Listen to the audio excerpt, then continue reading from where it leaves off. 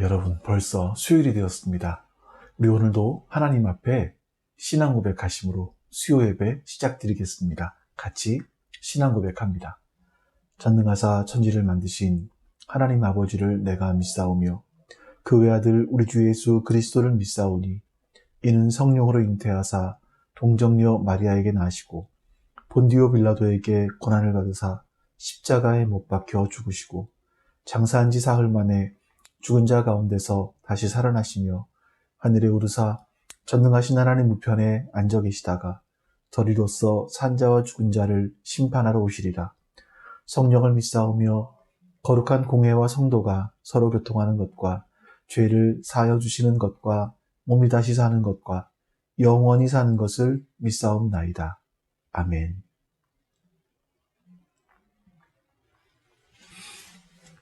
우리 오늘도 우리 살아계신 하나님을 같이 찬양하겠습니다.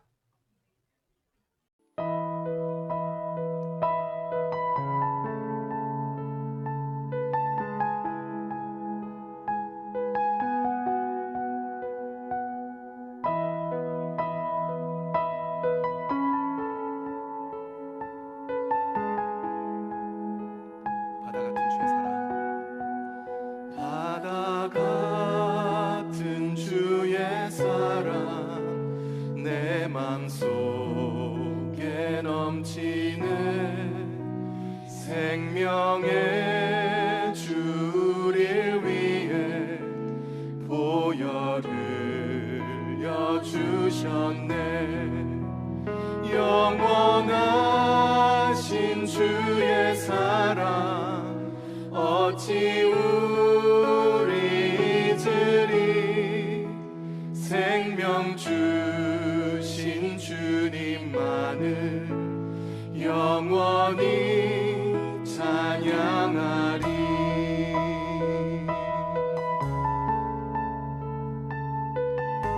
1절 다시 한번 노래하겠습니다. 바다 같은 주의 사랑 내 맘속에 넘치네. 생명의 주를 위해 보혈을 여주셨네. 영원하신 주의 사랑 어찌 우리 잊으리. 생명 주신 주님만을 영원히 찬양하리. 주 못 박힌 언덕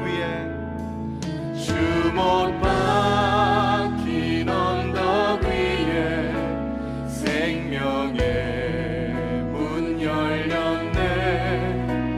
깊고 넓은 은혜의 새 강과 같이 흐르고 하나님의 자비하심 이 땅 위에 넘치네. 평강의 왕 주님 예수 세상 죄 구속했네.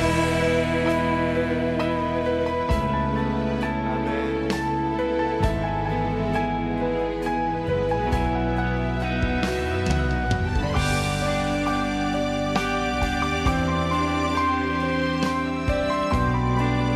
생명의 주 나를 위해 생명의 주 나를 위해 고백기를 쏟을 때 바다 같은 주의 사랑 그의 잠이 넘치네.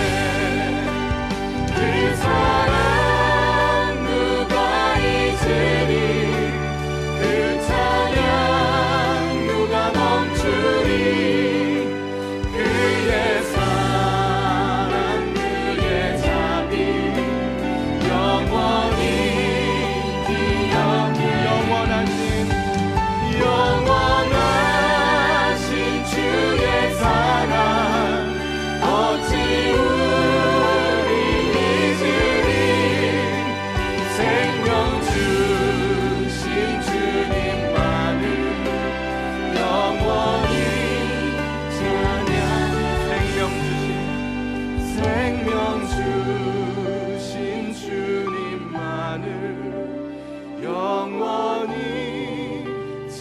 찬양하리.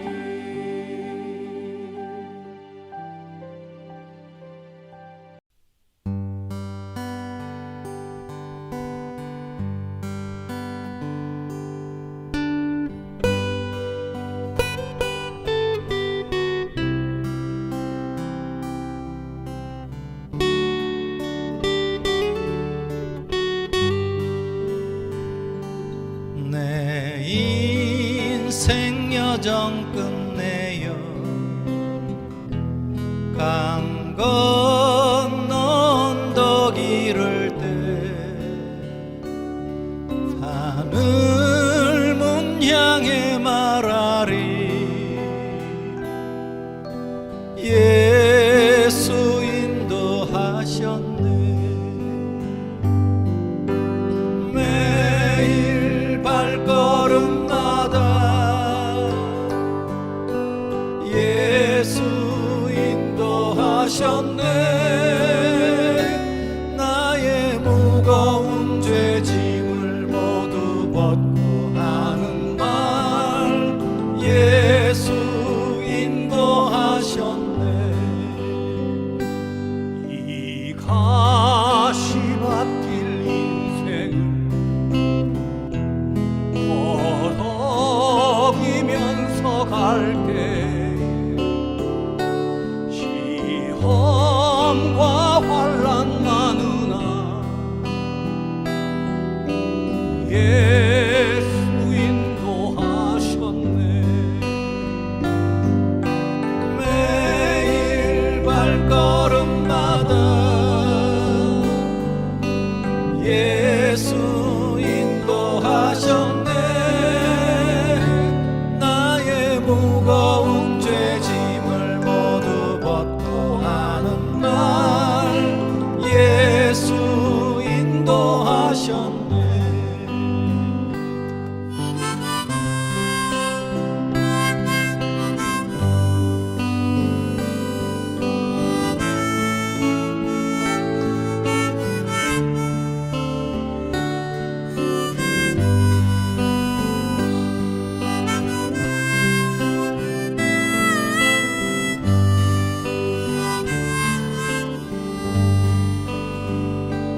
내 밟은 발걸음마다 주 예수 보살피시사 승리에게 가두르며 주를 찬송하리라 매일 발걸음마다 예수 인도하셨네 나의 무거운 죄짐을 모두 벗고 하는 말 예수 인도하셨네 매일 발걸음마다 예수 인도하셨네 나의 무거운 죄짐을 모두 벗고 하는 말 예수 인도하셨네 예수 인도하셨네.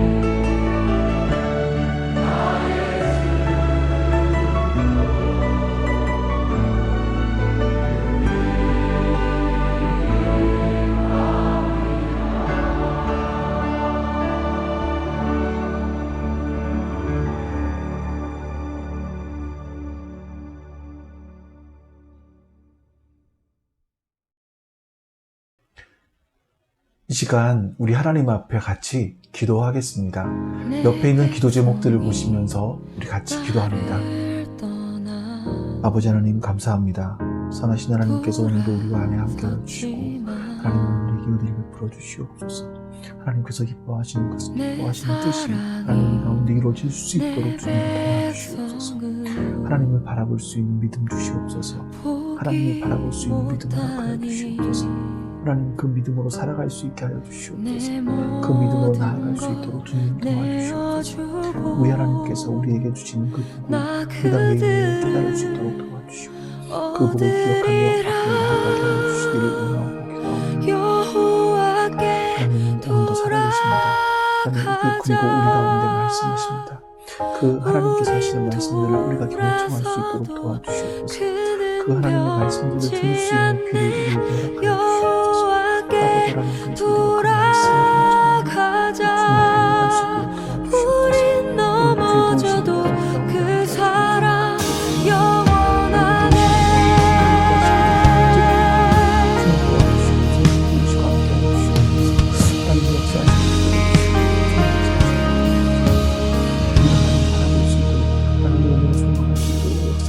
내 백성이 나를 떠나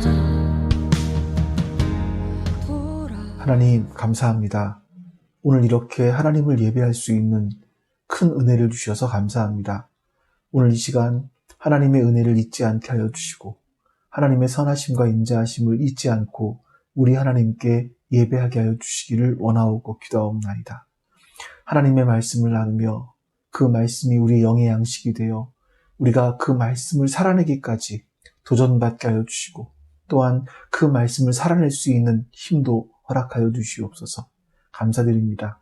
우리 주 예수 그리스도의 이름으로 기도하옵나이다. 아멘. 여러분 오늘 같이 우리 하나님 말씀 보겠습니다. 하나님 말씀은 고린도전서 1장 3절에서 9절까지입니다. 고린도전서 1장 3절에서 9절까지입니다. 하나님 우리 아버지와 주 예수 그리스도께서 내려주시는 은혜와 평화가 여러분에게 있기를 빕니다. 나는 여러분이 그리스도 예수 안에서 받은 하나님의 은혜를 생각하고 여러분의 일로 언제나 하나님께 감사를 드립니다. 여러분은 그리스도 안에서 모든 면에 풍족하게 되었습니다. 곧 온갖 언변과 온갖 지식이 늘었습니다. 그리스도에 관한 증언이 여러분 가운데서 이렇게도 튼튼하게 자리 잡았습니다. 그리하여 여러분은 어떠한 은사에도 부족한 것이 없으며 우리 주 예수 그리스도의 나타나심을 기다리고 있습니다. 우리 주 예수 그리스도께서 나타나실 때에 여러분이 흠잡을 데 없는 사람으로 설 수 있도록 주님께서 여러분을 끝까지 튼튼히 세워주실 것입니다. 하나님은 신실하신 분이십니다. 하나님께서 여러분을 부르셔서 그 아들 우리 주 예수 그리스도와 친교를 가지게 하여 주셨습니다. 아멘. 우리는 지난주에 그 바울이 한 인사말을 통해서 교회는 하나의 교회이고 또 거룩한 교회이고 또 교회는 보편적이어야 하고 사도적이어야 된다라는 말씀들을 같이 살펴봤습니다. 그리고 오늘은 이제 3절부터 시작하게 되는데 우리 3절 말씀을 바로 읽어보도록 하겠습니다. 제가 읽어드리죠. 하나님 우리 아버지와 주 예수 그리스도께서 내려주시는 은혜와 평화가 여러분에게 있기를 빕니다. 3절도 사실은 인사말에 속하여 있기는 합니다. 근데 바울이 고린도 교회 성도들에게 인사를 하면서 그 인사말 속에서 하나님을 소개합니다. 근데 하나님을 우리 아버지다라고 이렇게 소개하고 있는 거죠. 성경에서 보시면 하나님을 우리 아버지다, 하나님 아버지라고 표현한 분이 예수님 한 분밖에 없었다라고 우리는 생각을 보통 하는데 사실은 구약으로 가면 시편 68편에서 다윗이 하나님은 고아들의 아버지다 이런 표현을 하긴 했습니다. 그리고 이사야서로 가면요, 이사야 선지자가 그러니까 처음으로 하나님은 우리의 아버지다 이런 표현들을 하는 것을 볼 수 있습니다. 이사야서에서 3번 정도 그렇게 표현을 했습니다.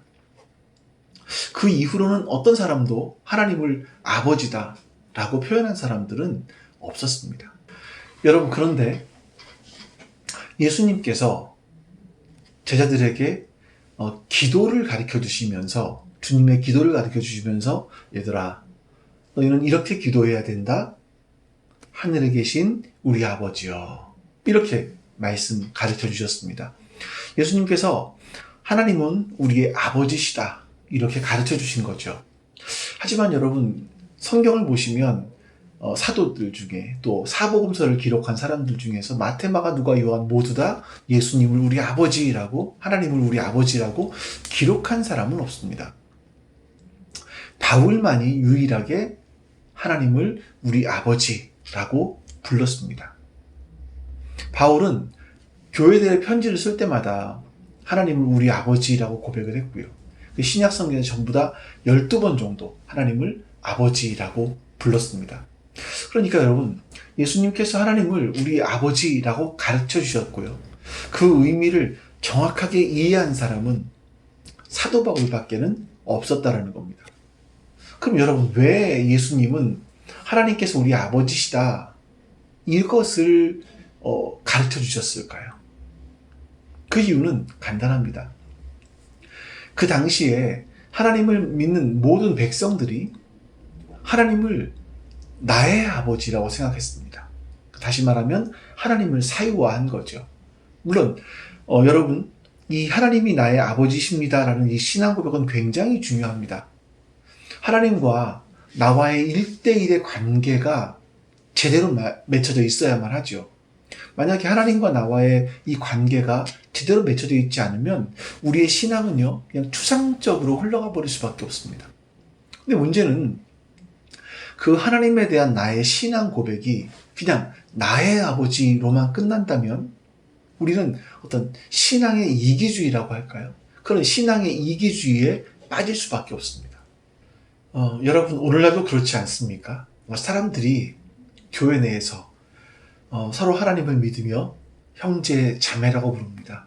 그리고 서로 나누기도 하죠.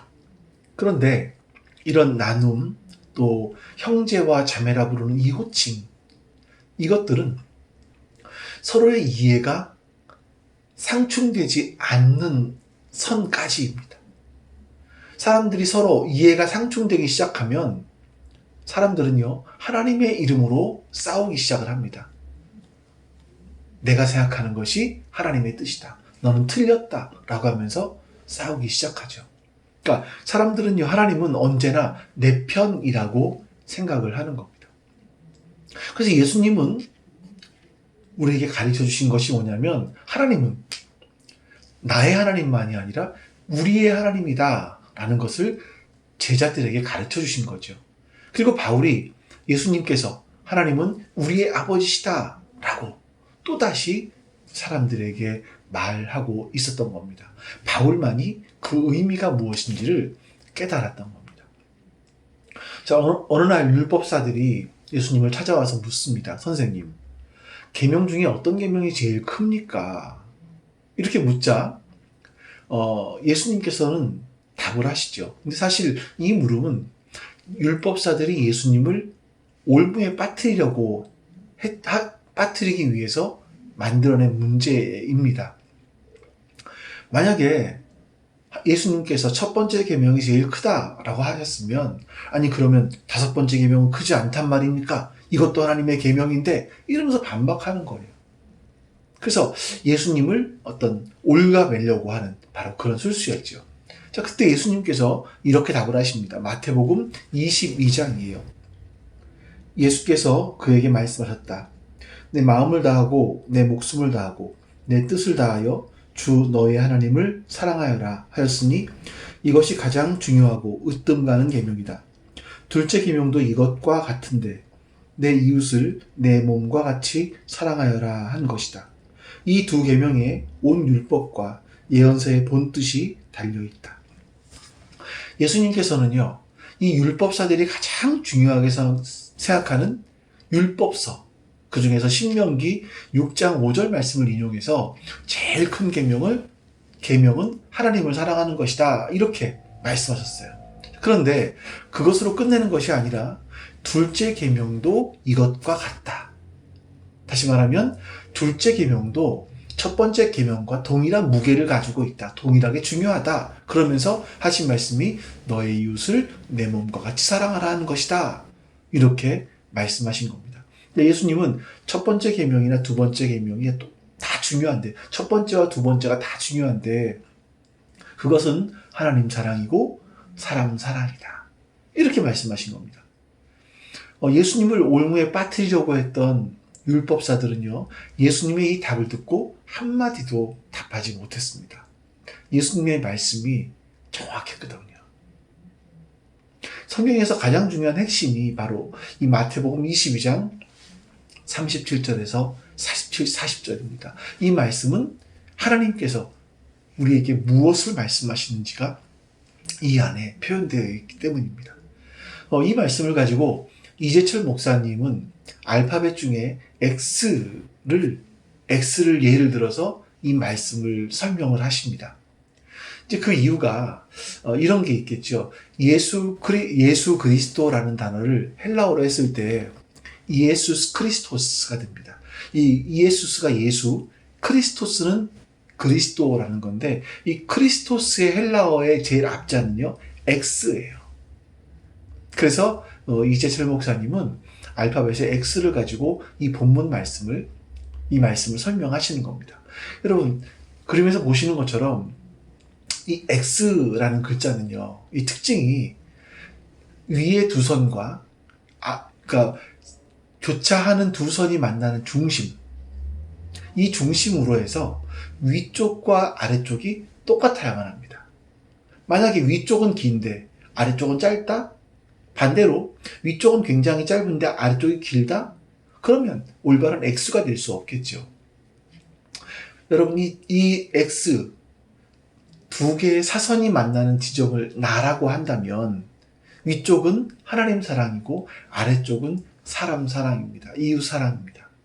그래서 하나님 사랑과 이웃 사랑의 길이가 같아야 된다. 이것이 성경의 핵심이다 라고 말씀하시는 겁니다. 자, 여러분, 오늘 본문으로 들어가서 말씀드리자면, 내가 정말 하나님의 구원의 은총을, 하나님의 그 구원의 은혜를 받은 사람이라면, 그 사랑을 입었다면 우리는 하나님 사랑과 동일한 길이로 사람을 사랑해야 된다. 하나님을 사랑하는 만큼 사람을 사랑해야 된다. 이렇게 말씀하시는 겁니다. 이 하나님 사랑과 사람 사랑은요, 십계명의 내용이기도 하고 또 성경의 두 기둥이기도 하고 예수님께서 중요하게 강조하시는 바로 그런 부분이기도 합니다. 내가 하나님만 사랑할 때 하나님은 나의 아버지십니다. 근데 하나님만 사랑할 때는 하나님만이 나의 아버지가 되시는 것만으로 충분합니다. 그리고 나의 하나님에 대한 경험이 없으면 우리의 신앙이요, 구체적이 되지 못합니다. 자, 하나님이 나의 하나님이십니다. 나의 아버지십니다가 왜 중요한가 생각해 보세요. 여러분, 오늘 아침에 해가 떴습니다. 누구를 위해서입니까? 나를 위해서예요. 이렇게 가을이 찾아왔습니다. 또 나무에는 아주 이쁘게 단풍이 들었습니다. 누구를 위해서입니까? 나를 위해서입니다. 여러분, 이렇게 우리가 생각할 수 있어야 돼요. 이런 생각을 할 수 있다면 하나님께서 나와 동행하신다라는 것을 매일매일 느낄 수 있겠죠. 근데 여러분, 이것으로 완성입니까? 절대 그렇지 않습니다. 하나님이 나의 아버지로만 끝난다면 절대로 그런 사람들은 예수님께서 보여주신 우리에게 서로 이웃을 사랑하라, 사람을 사랑하라 하신 그 사랑을 절대로 할 수 없기 때문입니다.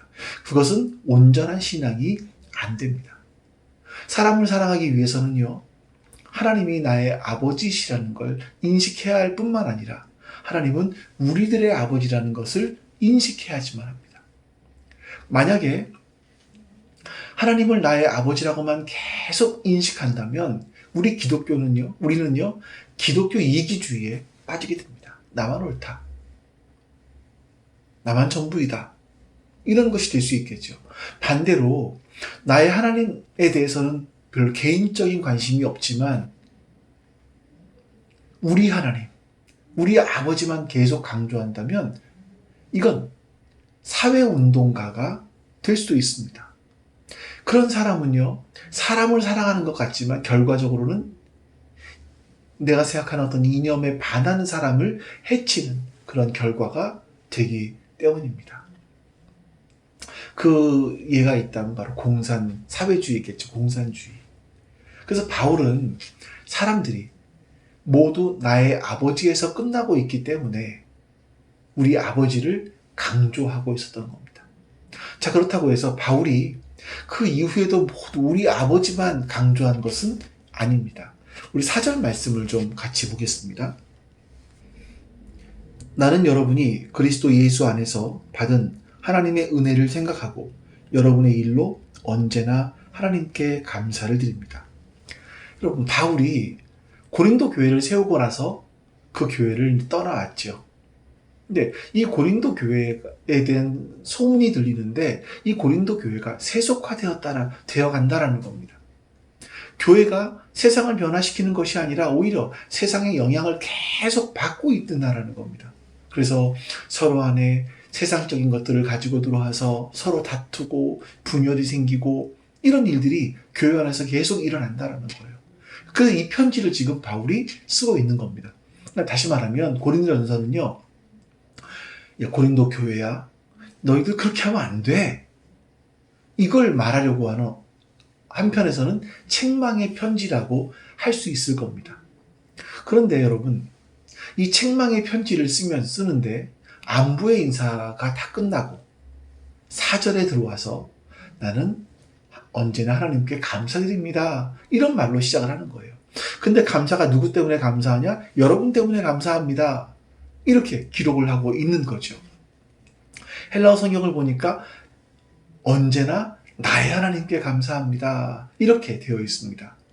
앞에서는 우리의 하나님을 강조했는데 책망을 시작하면서는 여러분의 일로 나의 하나님께 감사를 드립니다. 이렇게 고백을 하는 겁니다. 그러니까 바울은 나의 하나님에 대한 사랑, 그 은혜 때문에 그 은혜를 체험하고 고린도까지 가게 되었습니다. 그래서 교회를 시작할 수 있게 되었고 또 고린도 교회가 세워지면서 그 고린도 교회 성도들과 함께 하나님의 사랑을 나눌 수 있게 되었던 거죠. 그래서 나를 넘어서 우리라는 걸 발견하게 되었던 겁니다. 그러니까 바울에게도요, 나의 하나님에 대한 고백이 나의 하나님, 나의 아버지로만 끝나는 것이 아니라 나의 아버지와 우리의 아버지가 서로 연결되어 있는 것을 오늘 말씀을 통해서도 볼 수 있습니다. 그리고 이 연결되어 있는 것을 통하여서 우리가 오늘날 알고 있는 바울의 삶을 바울은 살아낼 수가 있었던 겁니다. 자, 그럼 여러분, 우리가 계속 나의 아버지와 우리의 아버지, 이 X의 삶을 우리의 삶의 현장에서 살아내야 되는데 그 삶을 살아내는 계기는 뭐겠습니까? 그 이유가 3절에 나와 있습니다. 다시 한번 3절을 보겠습니다. 하나님 우리 아버지와 주 예수 그리스도께서 내려주시는 은혜와 평화가 여러분에게 있기를 빕니다. 자, 여러분, 이 말씀에서 보시면 바울이 하나님 아버지, 하나님 우리 아버지라는 말을 쓰고 주 예수 그리스도를 이야기할 때 그 앞에 주라는 단어를 붙입니다. 그냥 단순하게 예수 그리스도라고 하지 않고 주 예수 그리스도 이렇게 말하는 거죠. 이 주라는 단어는요, 큐리오스라는 단어입니다. 이 21세기를 사는 우리들에게 이 큐리오스라는 단어, 주님이라는 단어는요, 그 무게를 실감한다는 게 굉장히 힘듭니다. 좀 나이가 있으신 분들은 뿔이라는 영화를 아실 건데, 그 뿔이라는 영화에서 노예로 잡혀갔던 사람들, 노예로 끌려갔던 사람들, 그 사람들의 이야기를 보면 조금 짐작을 할 수는 있을까요? 그러니까 2000년 전에 그 당시에는 노예라는 제도가 있었습니다. 노예는 어떤 사람들이냐? 노예는요, 자기의 인격이 없습니다. 노예는 자기의 이름이 없고 자기의 생각이 없는 사람이에요. 그러니까 노예는 주인의 이름으로, 주인의 인격으로, 주인의 생각대로 움직이는 말하는 짐승이었을 뿐입니다. 근데 바울이 예수 그리스도께서 나의 주님이시다, 이런 고백을 하는 거죠. 그러니까 바울은 예수님의 노예다라고 말하는 겁니다. 바울은 자신이 예수님의 이름으로, 예수님의 인격으로, 예수님의 말씀으로, 예수님의 생각으로 살아가는 나는 예수님의 노예다, 이렇게 고백을 하고 있는 겁니다. 바울에게 있어서 예수 그리스도는 자기의 주인이시라는 겁니다. 그럼 여러분, 바울에게 있어서 예수 그리스도가 자기의 주인이 된다는 건 뭘 의미하겠습니까? 예수님께서 보여주신 이 X의 삶을 위해서 자기가 존재했다라는 바로 그런 이야기입니다. 여러분, 예수님 삶을 보십시오. 예수님은 바울이 고백하는 것이 하나님과 동등된 본체이시다라고 말합니다.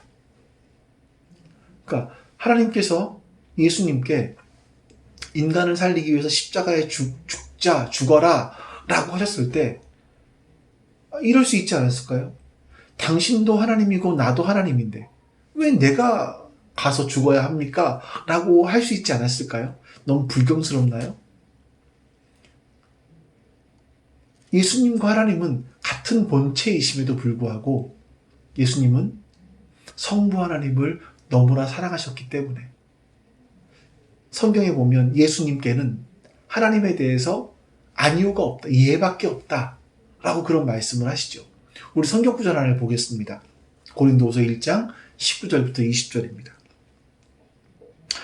나와 실로아노와 디모데가 여러분에게 선포한 하나님의 아들 예수 그리스도께서는 예도 되셨다가 동시에 아니오도 되신 분이 아니십니다. 그리스도 안에는 예만 있을 뿐입니다. 하나님의 모든 약속은 그리스도 안에서 예가 됩니다.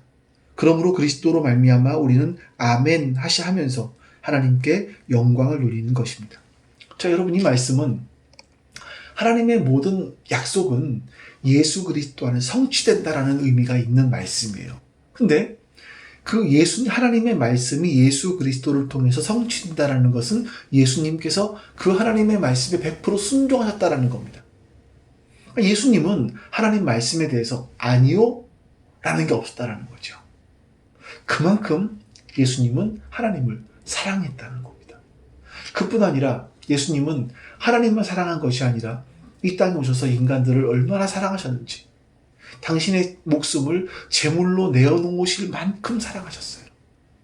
그래서 우리가 예수 그리스도를 X로 표현하는 것은요, 단순하게 크리스토스의 첫 번째 단어 X이기 때문에 그렇게 X라고 표현하는 것이 아니라 예수님의 삶 자체가 바로 이런 균형 잡힌 X의 삶을 사셨기 때문에 그렇습니다. 그럼 여러분, 우리가 예수님을 쫓아서 예수님을 주인으로 모시고 살아간다는 것은요, 결국 이 X를 이루는 삶을 의미하게 되는 겁니다. 여러분, 우리가 이 X의 삶을 추구하지 않고 내가 그리스도를 사랑한다, 내가 예수님을 나의 주인으로 모셨다, 이거는 여러분 사실 말이 되지 않는 말입니다. 예수님이 내 인생의 주인이시라면, 하나님이 내 인생의 주인이시라면 그 삶을 통해서 이 균형 잡힌 X가 반드시 나타나게 되는 겁니다. 여러분, 그리스도인들은요, 죽을 수밖에 없는 죄인이었음에도 불구하고 예수 그리스도 안에서 하나님의 자녀라는 신분이 바뀐 사람들입니다. 우리가 주일날 계속 살펴보고 있는데, 우리가 바뀌었다면 모든 신분에는요, 그 신분에 걸맞는 수준, 그 행동, 이런 것들이 요구되죠. 초등학생에서 중학생으로 바뀌면 중학생에 걸맞는 신분이 있고, 또 중학생에서 고등학생으로, 고등학생에서 대학생으로 바뀌면 거기에 걸맞는 신분이 있습니다. 거기에 걸맞는 사고방식과 언어를 구사해야 되는 겁니다. 근데 대학생이 되었는데 초딩들의 말을 한다면, 여러분, 그 사람은 문제가 있는 사람일 겁니다. 우리가 죄인에서 하나님의 자녀로, 어둠에서 빛으로, 고아에서 아들로, 창기에서 하나님의 순결한 신부로 우리의 신분이 바뀌었습니다. 그럼 여러분, 우리는요, 그 신분에 걸맞는 수준의 삶을 살아야 하는 겁니다. 그럴 때 우리의 삶 가운데서 균형 잡힌 바로 그리스도인의 이 X의 모습이 그대로 드러나게 되는 겁니다. 어떤 사람은 이 X 중에서 하나님을 향한 사랑, 이 위쪽에가 짧을 수 있고, 또 어떤 사람은 사람을 사랑하는 이 아래쪽이 짧을 수도 있습니다. 바울이 예수님 믿는 사람들을 핍박하는 것을 하나님의 이름으로 정당화할 때, 바울은 하나님을 나의 아버지로만 생각했을 겁니다. 그러니까 하나님을 사유화한 거죠. 근데 여러분, 예수 그리스도 안에서 하나님을 다시 만나고 보니까 하나님은 나의 아버지실 뿐만이 아니라 도저히 내가 이해할 수 없는, 미워할 수밖에 없었던 그 사람에게도 아버지시라는 걸 깨달은 거예요. 그 이후에 바울이요, 내가 헬라인에게나 야만인에게나 지혜 있는 자에게나 어리석은 자에게나 모두 빚진 자다, 이렇게 말하면서 그 일생을 하나님에 대한, 하나님께 받은 그 사랑을 다른 사람들에게 갚는 그런 삶을 살기 위해서 자신의 일생을 걸었던 것을 볼 수 있습니다. 그래서 3절 말씀이 이렇게 끝나게 되는 거죠. 하나님, 우리 아버지와 주 예수 그리스도께서 내려주시는 은혜와 평화가 여러분에게 있기를 빕니다. 고린도 교인들에게 은혜와 평화가 있기를 빈다라고 이야기했습니다. 그러니까 여기서 말하는 은혜라는 단어는요, 선행적인 선물이에요. 그러니까 내가 주님을 알기 전에 주님께서 나에게 무엇을, 내가 주님을 위해서 무언가를 하기도 전에 주님께서 먼저 선행적으로 우리에게, 나에게 베풀어 주신 선물, 이게 은혜입니다. 그리고 이 은혜를 받은 사람에게 당연히 필연적으로 따라오게 되는 것이 뭐냐면 평화입니다. 하나님께서 우리에게 은혜를 베풀어 주신 결과가 뭐냐면 바로 평화로 나타나기 때문입니다. 내가 하나님의 은혜를 정말 깨달았으면요, 그 깨달은 은혜로 말미암아 평화로 나타나게 됩니다. 내가 하나님의 은혜를 안 것 같았는데 내 안에 평화가 없어요? 그러면 그것은 하나님의 은혜의 의미를 제대로 이해하지 못한 거가 되겠죠. 중요한 건 우리 역시 하나님 앞에 기도할 때 이렇게 기도한다라는 겁니다. 사람들에게, 우리 지체들에게 하나님의 은혜와 하나님의 평화가 함께하기를 기도합니다. 이렇게 말하기도 하고 기도하기도 하고 또 인사말을 그렇게 하기도 하죠. 근데 어떻습니까, 여러분? 우리가 그렇게 사람들에게 말로 기원하거나 또 글로 기원한다고 했을 때 그 사람들에게 평화가 임하던가요? 내가 그렇게 글로 쓴다고 해서 그 사람에게 하나님의 은혜가 임합니까?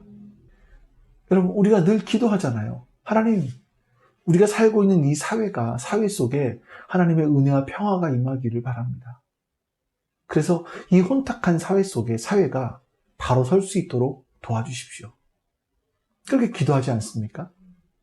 그러니까 이 세상에 하나님의 은혜가 임해서 하나님의 평화가 가득하기를 원하지만 실제 그렇게 되던가요? 아니지 않습니까? 근데 바울은 은혜와 평화를 구했을 때 고린도 교회의 성도들에게 하나님의 은혜와 평화가 함께 했다는 겁니다. 바울이 골로새 교인들에게, 빌립보 교인들에게, 에베소 교인들에게 계속 은혜와 평화를 기원했어요. 그리고 바울은 자신이 관계 맺었던 사람들에게 하나님의 은혜와 평화를 계속해서 기원했습니다. 자, 그랬을 때 그들은 하나님의 은혜와 평화를 누릴 수 있었다는 겁니다. 왜 그럴까요? 우리는 말로 해도 안 되는데 바울은 사람들에게마다 은혜와 평화를 줄 수 있었던 이유가 뭘까요? 우리와 바울의 차이가 뭐죠? 그건 하나밖에 없습니다. 우리는 다른 사람에게 하나님의 은혜와 평화를 기원하면서 말이나 글로 하고 끝납니다. 하지만 바울은요, 고린도에 있는 사람들이 하나님의 은혜와 평화를 누릴 수 있게 하기 위해서 자신의 삶을 그들 가운데 내어놓았습니다. 하나님은요, 누군가에게 하나님의 은혜와 평화를 쏟아부어 주시기 위해서 그 통로가 될 누군가를 찾고 계시는 거예요.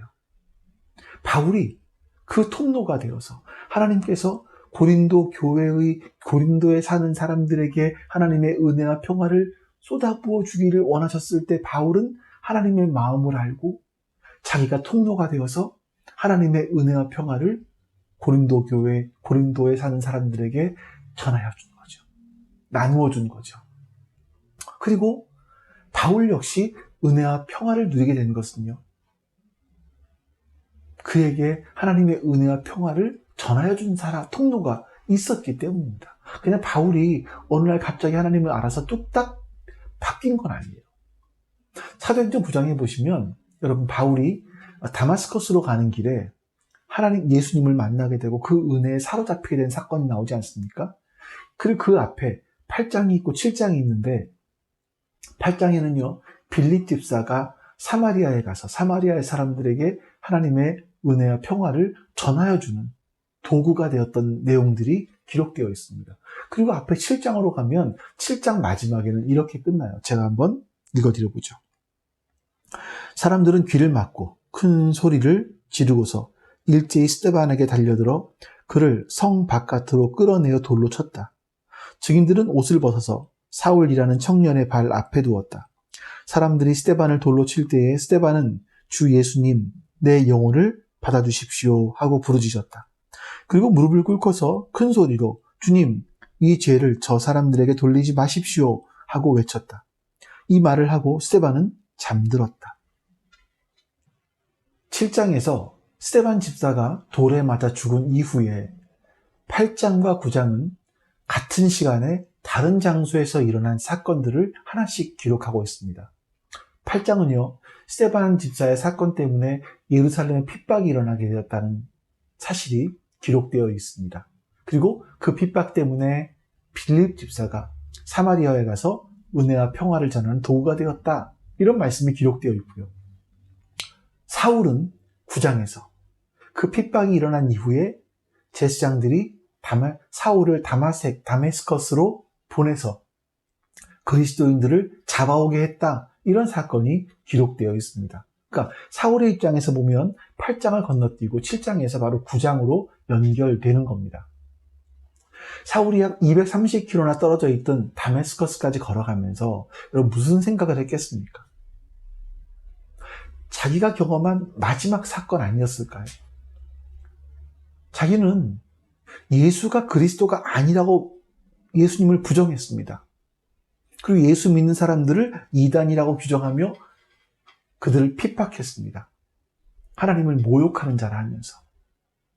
자, 그런데 자기가 지금 붙잡았고 죽게 했던 스데반 집사에게 이게 뭔가가 있는 것 같은 거죠. 어떻게 사람이 그 하나님의 어떤 놀라운 은혜를 받지 않으면, 신적인 체험들을 하지 않고서 돌에 맞아 죽는 그 극한 고통의 순간에 얼굴이 천사와 같이 빛날 수 있었고 자기를 때린 사람들 위해서 기도할 수 있었겠습니까? 바울은 혹시 그 생각을 하면서 진짜 예수가 그리스도가 아닌가? 내가 뭔가 잘못하고 있는 것은 아닌가? 이런 생각을 하지는 않았을까요? 근데 어쨌든 바울이 아니니까 무슨 생각을 했을지는 잘 모르겠습니다만, 그런 여러 가지 의문점들을 가지고 다메스커스로 가는 중에 거기서 예수님이 기다리고 계신 겁니다. 그리고 바울은 그 예수님께 사로잡혔고요. 그러니까 여러분 보세요. 바로 사울이라는 사람이 바울이 되기까지, 우리가 아는 그 바울이 될 때까지는요, 스데반이라고 하는 하나님의 은혜와 평화의 통로가 있었기 때문이라는 것을 우리는 발견할 수 있습니다. 바울이 그냥 고린도 교회 교인들에게 너희들에게 은혜와 평화가 있어라 그렇게 편지나 말로 했으면 고린도 교회에 대해서 감사할 게 뭐가 있었겠습니까? 근데 지금 가뜩이나 상황이 고린도 교회, 자기가 개척해 놓은 고린도 교회에 잘못한 문제가 너무나 많은 거예요. 그러니 책망할 수 있는 그런 상황이지 않습니까? 우리 4절 말씀을 다시 볼까요? 나는 여러분이 그리스도 예수 안에서 받은 하나님의 은혜를 생각하고 여러분의 일로 언제나 하나님께 감사를 드립니다. 고린도 교인들이 하나님께 받은 은혜 때문에 항상 나의 하나님께 감사한다 이렇게 말하는 겁니다. 하나님의 은혜가 고린도 교회에 임했다는 거예요. 하나님의 은혜가 고린도 교회에 임한 것이 바울의 감사입니까? 이유는 간단합니다. 자신이 은혜의 통로가 되어서 그들에게 하나님의 은혜와 평화를 전하여 줬기 때문에 또 그 일을 하기 위해서 자기가 자신의 삶을 그들에게 나누어 줬기 때문에 가능한 겁니다. 이게 감사한 이유인 겁니다. 내가 내 삶을 나누어 줌으로 말미암아 그들이 하나님을 믿게 되었기 때문에 감사한 거죠. 그들에게 베풀어 주시는 하나님의 은혜가 그들이 느끼는 감격보다 더 큰 감격으로 바울에게는 다가올 수 있었던 거죠. 자, 여러분, 우리가 한번 이제 말씀 맺어볼까요? 우리가 예수님을 나의 주인으로 모시고 그리스도인으로 살아간다는 것은요, 바로 이런 균형 잡힌 그리스도인의 모습, 이런 X와 같은 수준의 삶을 우리가 살아내는 것이라고 했습니다. 그리고 하나님께서 나의 하나님뿐만 아니라 우리의 하나님이시라는 것을 인식하고 살아가는 것이라고 말씀을 드렸어요. 그럼 여러분, 우리가 구체적으로 균형 잡힌 그리스도인의 삶을 표방하는 이 X의 수준으로 살아내는 사람 사랑이라는 것이 뭘 의미하겠습니까? 내가 누군가를 위해서 은혜와 평화의 도구가 되기 위해서 내 시간의 일부를 또 내 물질을, 내 삶을 나누는 것을 말합니다. 그렇다면 하나님께서 그 은혜와 평화를 나의 하나님, 나의 아버지로 나만 누리라고 주신 것이 아니라는 걸 알 수 있죠. 이제는 내가 나가서 누군가를 위해서 이것을 또 나누라는 겁니다. 내가 받은 은혜와 평화를 나누라는 겁니다. 그들에게 내 시간을 좀 주라는 겁니다. 내 삶을 그들에게 조금 주라는 겁니다. 아니, 내가 구체적으로 아는 사람이 아니라 할지라도 어디서든 내가 이 균형 잡힌 그리스도인의 삶인 이 X를 살아내는 그리스도인의 삶을 살아내라는 거죠. 그때 내가 스데반처럼 또 바울처럼 이 균형 잡힌 그리스도인의 삶을 살아내려고 할 때 스데반을 통해서 사울이 바울로 바뀔 수 있는 계기가 되기도 하고 또 고린도에 사는 사람들이 고린도 교회로 되기도 하는 그들이 바로 하나님의 은혜와 평화를 얻어 누릴 수 있는 그런 결과들이 그들 안에 나오게 되었다는 겁니다. 여러분, 우리는요, 우리의 삶이 예수 그리스도의 말씀을 살아낼 수 있기를 기도해요. 어떻게 하면 살 수 있습니까? 내가 누군가를 위해서 은혜와 평화의 도구가 되기 위해서 내 삶, 내 시간, 내 물질을 내놓으면 그럼 나는 아무리 보잘것없는 사람이라 할지라도 내 삶 자체가 하나님의 은혜와 평화를 이루어내는 그런 하나님의 도구가 되는 겁니다. 여러분, 지금 이 고린도전서를 썼던 바울을 한번 생각해 보십시오. 그 거대한 황제의 도시인 에베소에서 또 다른 거대한 황제의 도시인 고린도에 편지를 씁니다. 하지만 바울은 굉장히 볼품없는 사람이었죠. 그러던 그가 은혜와 평화의 도구로서 자신의 삶을 내어놓았을 때 그가 쓴 편지는요, 단순하게 인간이 쓴 편지에 끝난 것이 아니라 하나님의 말씀이 되지 않았습니다. 여러분, 마찬가지로 우리가 우리의 삶을 내어놓았을 때, 우리의 시간과 우리의 물질들을 내어놓았을 때, 그러면서 우리가 은혜와 평화를, 하나님의 은혜와 평화를 전하여 주었을 때, 그거는 누군가를 살릴 수 있는 하나님의 도구가 될 수 있다는 걸 기억하실 수 있기를 바랍니다. 우리 같이 오늘도 하나님 말씀 기억하시면서 우리 기도하시고, 옆에 기록해 놓은 우리 기도 제목을 놓고 하나님께 우리 기도하도록 하겠습니다. 우리 같이 기도합니다. 아버지 하나님 감사합니다. 하나님께서 오늘도 하나님의 선하신 그 뜻과 그 은혜를 통하여서 하나님의 뜻이 이루어질 수 있도록 도와주셔서 감사합니다. 하나님, 우리가 하나님의 은혜를 기억하게 해주시옵소서. 하나님의 선하심과 인자하심을 기억하게 해주시옵소서. 하나님 말씀을 따라서 하나님의 은혜를 따라 살아갈 수 있도록 주님 역사하여 주시기를 원하옵소서. 우리 주님을 깨닫게 해주시옵소서. 우리 주님을 알게 해주시옵소서. 그 하나님을 바라보며 나아갈 수 있도록 해주시옵소서. 내가 하나님의 사랑을, 하나님의 은혜를 나누는 그런 하나님의 도구가 될 수 있기를 간절히 소망합니다. 하나님 도와주시옵소서. 하나님의 일을 통해서 하나님의 선하신 뜻이 이루어질 수 있도록 주님 도와주시옵소서. 주님 함께 하시고 인도하여 주시옵소서. 우리 하나님께서 원하시는 그 선한 뜻을 우리가 이루어갈 수 있게 해주시기를 원하옵소서. 하나님, 그렇게 우리가 믿음으로 살아갈 수 있고 믿음으로 주의 선한 뜻을 이루어갈 수 있기를 주님 넘어져도 그 사랑 영원하네. 그렇게 우리 주 하나님의 원하시는 뜻이 하나님 우리를 통해서 이루어질 수 있기를 주님 간절히 주님 도와주시옵소서. 하나님, 내 백성이 우리 교회가 주님의 뜻을 이루게 될 수 있게 해주시기를 원하옵소서. 우리가 하나님의 사랑을 알고 그 하나님의 뜻을 전하는 그런 교회가 될 수 있도록 도와주시옵소서. 하나님의 은혜와 평화를 전할 수 있는 교회가 될 수 있도록 도와주시옵소서. 하나님, 그러기 위해서 우리의 삶을 내어놓는 우리의 시간을 내어놓는 우리의 물질을 내어놓는 사람 될 수 있도록 주님 도와주시옵소서. 내 모든 것 내어주고 나 그들을 얻으리라. 여호와께 돌아가자. 우린 돌아서도 그는 변치 않네. 여호와께 돌아가자. 우린 넘어져도 그 사랑 영원하네. 사랑은 오래 참고 자신을 내어주네. 서로 사랑할 때 세상은 주보네. 사랑은 절대 지지 않네. 사랑은 오래 참고